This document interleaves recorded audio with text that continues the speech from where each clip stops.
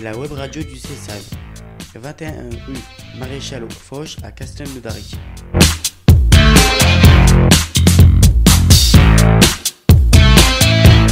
Radio CESAD Castel.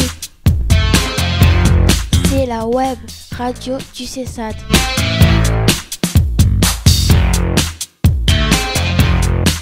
Bienvenue sur Radio CESAD Castel pour écouter en direct ou sur YouTube des reportages créés par les jeunes du CESAD. Oh punaise! What, un truc de fou! MDR. Easy TikTok.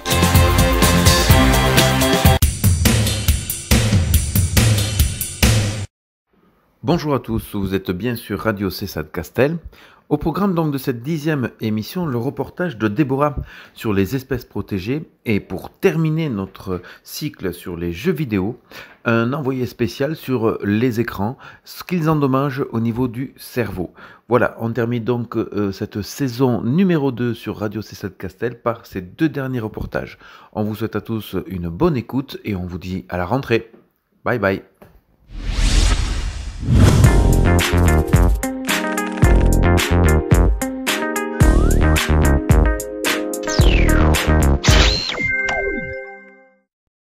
Aujourd'hui, Déborah va nous présenter un reportage sur les animaux en voie de disparition, mais pas n'importe où, ce sont les animaux en voie de disparition dans notre région, donc dans la région Occitanie. C'est à toi, Déborah. Bonjour, autour de nous en Occitanie vivent de nombreuses espèces auxquelles on ne prête pas forcément attention. Pourtant, certaines sont en danger. L'Occitanie est une région à la biodiversité, l'une des plus riches de France, en particulier sur le littoral méditerranéen et les massifs montagneux, mais cette richesse est de plus en plus menacée.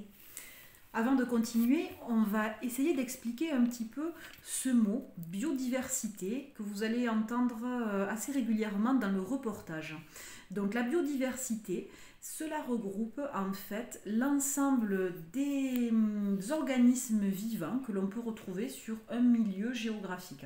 Donc ça va être à la fois la faune et la flore, donc ça peut être les animaux et les végétaux et surtout comment tous ces organismes interagissent entre eux. Voilà. Donc maintenant, Déborah va nous présenter la liste rouge des animaux en danger, toujours dans la région Occitanie. Et nous allons commencer avec les oiseaux nicheurs. On recense 240 espèces et ou sous-espèces d'oiseaux nicheurs. Sur territoire régional, 41% des espèces d'oiseaux nicheurs sont actuellement menacées en Languedoc et en Roussillon, presque 2 fois plus qu'au niveau national. Le constat est alarmant. Très bien. On constate également que les papillons sont aussi en danger. Avec 80% des espèces françaises de papillons, la région Occitanie est extrêmement riche. À ce jour, 23% sont considérés comme menacés d'extinction. Et enfin, les libellules, qui sont également présentes sur notre territoire, sont aussi en danger. La région abrite 79% des espèces françaises, un quart sont considérés comme menacés d'extinction. Maintenant, nous allons essayer de comprendre pourquoi ces animaux sont-ils menacés. En premier, on a ciblé la réduction ou la dégradation des milieux naturels comme étant le premier facteur de disparition de la biodiversité. Le développement des villes et leur agrandissement, par exemple, entraîne une perte d'espèces naturelles qui sont réduites au trop entrecoupés. Les sols ne sont plus faits de terre, mais de goudron ou de matériaux artificiels. En 10 ans, la région a perdu presque la moitié de ses espèces naturelles. Un autre facteur de déclin, les pratiques agricoles intensives, notamment la monoculture, le fait de ne cultiver qu'une seule source de culture, qu'une seule espèce de culture dans un champ, mais aussi l'usage des pesticides, donc les produits chimiques que l'on va mettre pour lutter contre les parasites des cultures, et enfin les engrais chimiques. Par exemple, les pesticides tuent les insectes pour avoir de meilleurs récoltes, sauf que les oiseaux dont c'est la nourriture n'ont plus suffisamment à manger pour se reproduire, vivre ou effectuer leur migration. Petit à petit, l'espèce va disparaître. Le changement climatique est aussi un facteur aggravant de la perte de biodiversité. La moitié des glaciers pyrénéens ont disparu lors des 35 dernières années. L'élévation des températures contre les espèces a migré vers de nouveaux territoires, souvent en montant en altitude, mais toutes ne parviennent pas à s'adapter, alors elles disparaissent. Par exemple, les reptiles qui sont habitués aux fortes températures voient certaines espèces disparaître car en cherchant à se protéger des chaleurs, elles passent moins de temps à essayer de se reproduire. Finalement, on pourrait se poser la question, pourquoi faut-il protéger toutes ces espèces? On parle d'insectes finalement. En quoi sont-elles nécessaires à notre survie? Chaque espèce joue un rôle dans le maintien de l'équilibre de la nature. Près de 3/4 des espèces animales en France sont des insectes. Leur rôle est essentiel pour la survie de l'homme. Ils sont pollinisateurs, aident les cultures.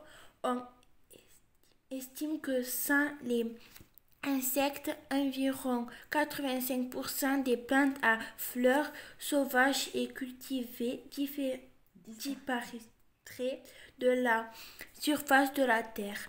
La disparition de l'ensemble des insectes pollinisateurs ferait baisser de 30% en moyenne les récoltes alimentaires mondiales. La biodiversité nous nourrit et nous soigne. Elle est en quelque sorte notre assurance vie. Près de la moitié des molécules utilisées dans nos médicaments sont issues de la nature. Oui, donc c'est très très important effectivement de protéger toutes ces espèces. Et donc, qui sont les personnes qui s'occupent de protéger cette biodiversité et quels sont leurs moyens? Certaines espèces en danger sont suivies par des scientifiques passionnés, souvent bénévoles. Les initiatives ne manquent pas. Par exemple, des vétérinaires qui soignent bénévolement les espèces en danger, les associations de défense des animaux, les créations d'aires ou espèces naturelles protégées. Depuis quelques années, les régions doivent mettre en œuvre une stratégie régional pour préserver la biodiversité en Occitanie. Une agence régionale de la biodiversité a ainsi été créée. Eh bien, merci Déborah pour ce reportage qui nous permet de mieux comprendre les enjeux autour de la préservation de notre environnement. Je te laisse donc maintenant le mot de la fin. Et oui, aujourd'hui, la menace est réelle. On est à l'aube d'une grave crise du vivant. L'érosion de la biodiversité est plus rapide que la normale. Il est donc urgent que nos politiques prennent la chose au sérieux et mettent l'environnement au cœur de leur réflexion. Radio CESAD Castel. C'est la web radio du CESAD.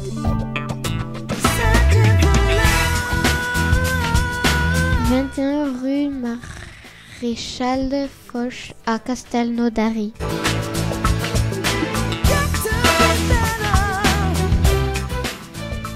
Radio CESAD Castel.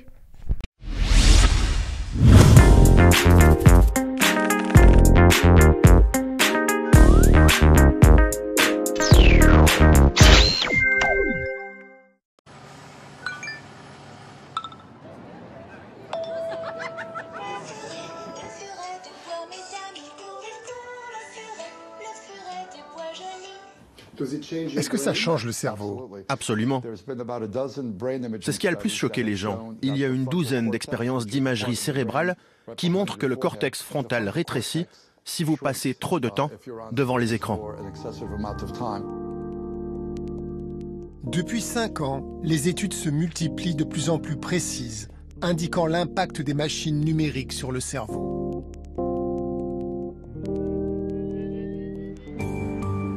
L'étude la plus visuelle a été réalisée par des Chinois. En Chine, l'addiction à Internet est considérée comme l'un des tout premiers problèmes de santé publique.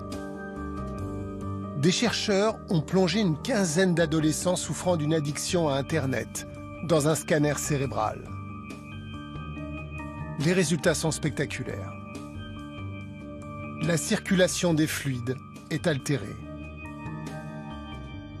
Les zones en rouge montrent les voies du cerveau rétrécies, où la communication est très fortement ralentie. Des défauts de connexion cérébrale pouvant mener à des symptômes évoquant l'autisme ou les troubles bipolaires.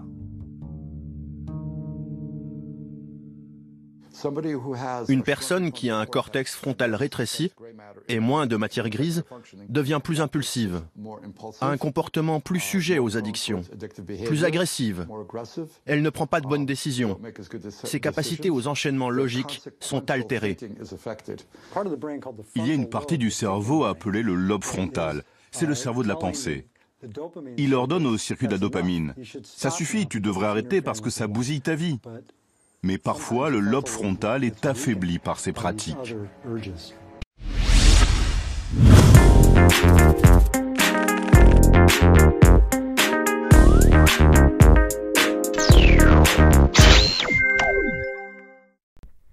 C'est parti pour l'émission.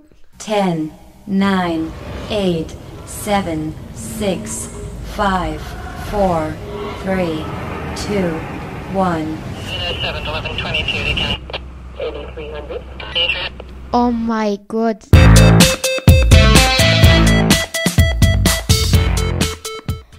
Radio CESAD Castel. Radio CESAD Castel.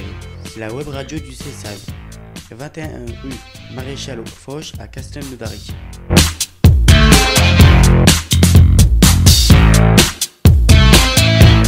Radio CESAD Castel. C'est la web radio du CESAD.